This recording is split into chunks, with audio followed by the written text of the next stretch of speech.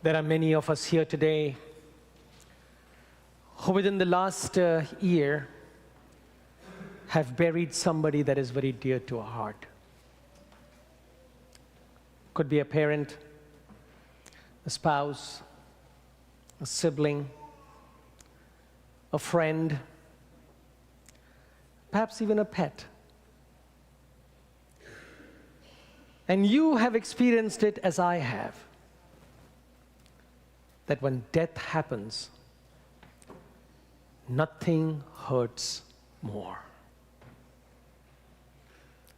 It's going to be 6 years since Dad passed away. Feels like yesterday. And last evening was my first of these masses for the commemoration of the dead. And as I processed, Dad was uppermost in my mind. And there were a few tears welling up. It's almost 6 years. It just doesn't stop hurting. There's no one here who has not been untouched by death. What if you didn't bury somebody very dear in the last year? No matter how long it was, death has the capacity to numb us.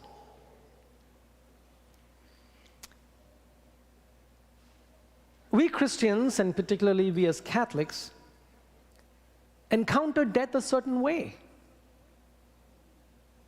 When death hurts us, we know where to go. We come before the one who has said to us, I am the way, the truth, and the life. And so today the church remembers every departed, faithful departed. Because it's our way of giving us hope. That even though we encounter grief, that we still are a people of hope. That even death, as dark as it is, does not rob us of our dignity as God's children. Now you remember when you buried somebody you loved. We probably brought them to church either in a casket, or in my country we call it coffin, or with an urn with the remains. And we always bring them and place them right in front of the sanctuary. And this candle, the Paschal candle, is always at the head of the casket. And you and I know that this is just not a decorative piece. We don't put this candle because it looks good. No. This candle becomes the symbol of the comfort, the consolation, and the peace we seek when we hurt the deepest.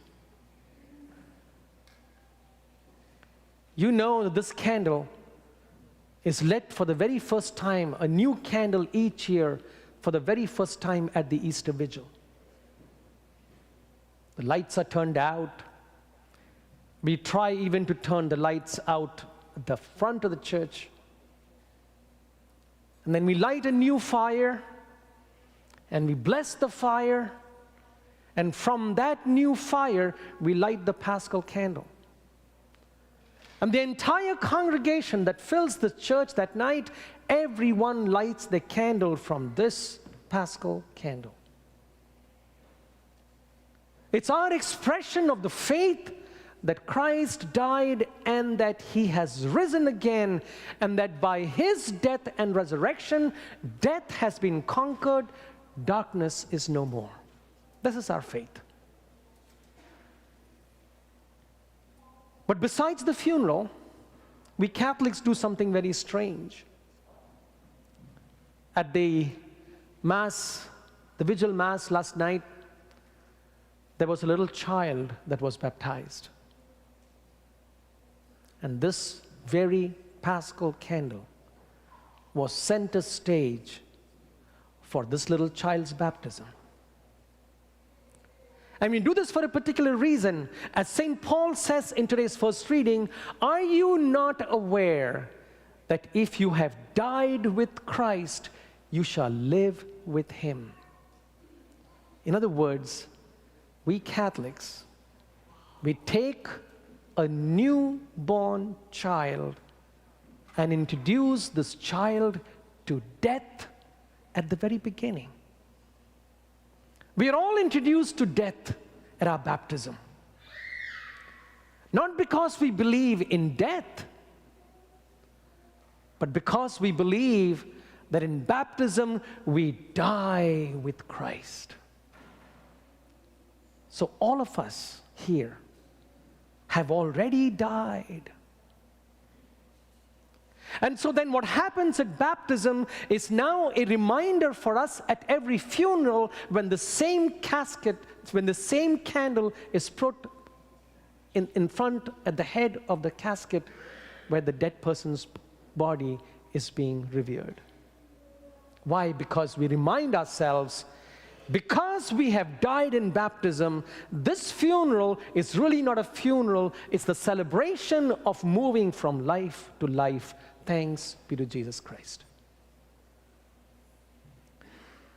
So this Paschal candle is a reminder to us that despite death and grief and sadness, God's light never fades.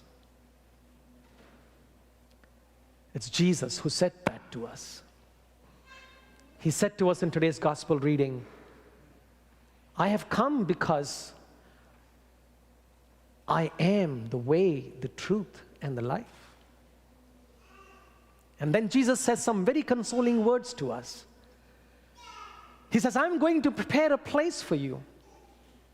And if I go and prepare a place for you, I will come back again and take you to myself, so that where I am, you also may be. Folks, all the faithful departed are where Jesus is. I think of my dad as the man who always wanted to pray. No matter what happened, he prayed. Nothing brought him more joy than prayer.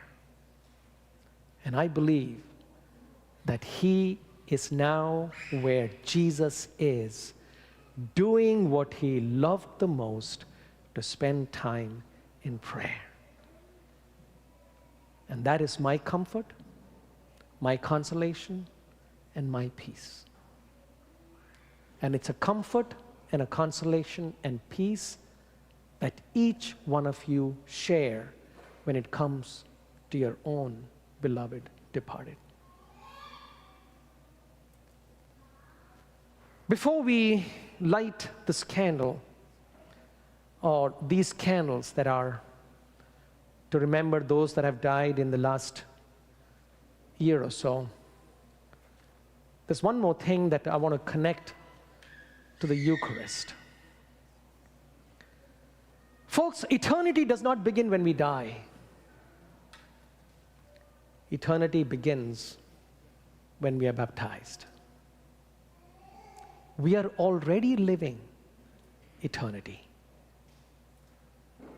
Remember what Jesus said, where I am, you also may be. And so here is, this Eucharist becomes so beautiful and so important and so comforting, because what Jesus said is indeed true, that where he is, we too will be, whether it is here on earth or later with God in heaven.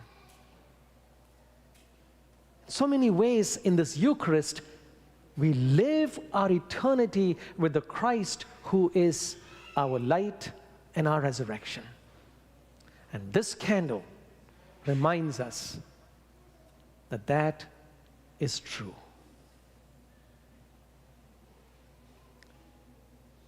As we invite Those of you who are to light these candles to come forward, connect with the faith that Jesus has indeed died and risen from the dead, and that in our baptism, we too have died with Christ and have risen with him to new life.